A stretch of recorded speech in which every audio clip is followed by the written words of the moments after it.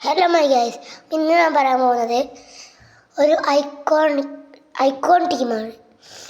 ഞാൻ കീപ്പറിൽ ചൂസ് ചെയ്യുക ജിജി ബുഫണാണ്. ജിജി ബുഫണിനെ കുറിച്ച് ഞാൻ കുറേ വീഡിയോയിൽ പറഞ്ഞിട്ടുണ്ട്.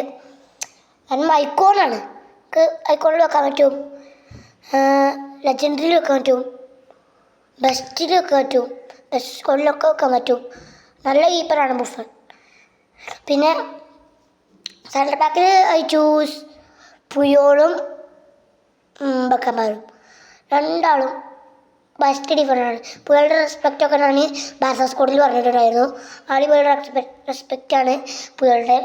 പിന്നെ ബക്കന്മാർ ഭയങ്കര ലെജൻഡായതുകൊണ്ട് എനിക്ക് അദ്ദേഹത്തെ കുറിച്ച് കുറേ അറിയില്ല. അതുകൊണ്ട് നല്ല ഡിഫെൻഡിങ് ആണ്. അദ്ദേഹത്തിൻ്റെ ചില ഡിഫെൻഡിങ് മാത്രമേ കണ്ടുള്ളൂ. അതൊക്കെ അടിപൊളി ഡിഫെൻഡിങ് ആയിരുന്നു. പിന്നെ റൈറ്റ് ബാക്ക് ഐ ചൂസ് തുറന്നു കൊടുക്കണം, അതോ കനവരോ ഐ ചൂസ് കനവരോ വേണം. Cannavaro one of the best ഡിഫൻഡറാണ്. ബെസ്റ്റ് റൈറ്റ് ബാക്കാണ്, ബെസ്റ്റ് ഡിഫൻഡറാണ്. പിന്നെ left back I choose Paolo Maldini. One of the best ഡിഫൻഡറാണ്. ബെസ്റ്റ് ഡിഫൻഡറാണ്. അതിൻ്റെ പല ബാക്കിൽ നിന്ന് വന്നിട്ട് സ്ലൈഡും എനിക്ക് ഭയങ്കര ഇഷ്ടമായിരുന്നു. പിന്നെ CM iconic I choose ബക്കാം and Zidane and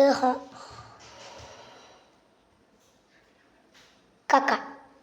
ഒരു മൂന്നാളും റയൽ മാഡ്രിഡിന് വേണ്ടി കളിച്ചതാണ്. കക്ക ബ്രസീലിന് വേണ്ടി കളിച്ചു, ബ്രസീലിനും റയൽ മാഡ്രിഡിനും കളിച്ചു.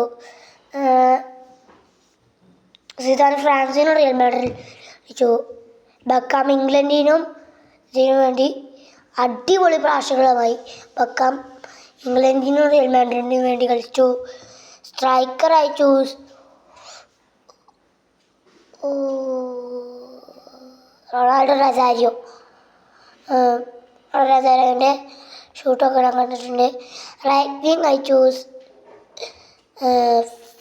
ലൂയിസ് ഫിഗോ റയൽ മാഡ്രിഡിലും പോർച്ചുഗലിനും വേണ്ടി അതിശക്തമായി കളിച്ച ഒരു ലെജൻഡറി റൈറ്റ് വിങ്ങറാണ് Luis Figo. Left wing I choose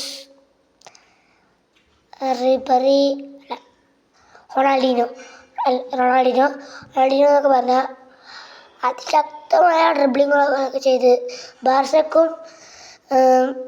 വേണ്ടിയും ബ്രസീലിന് വേണ്ടിയും AC മിലാനിന് വേണ്ടി കളിച്ചത് നല്ല താരമാണ്. അത്രേ ഉള്ളൂ. Bye bye.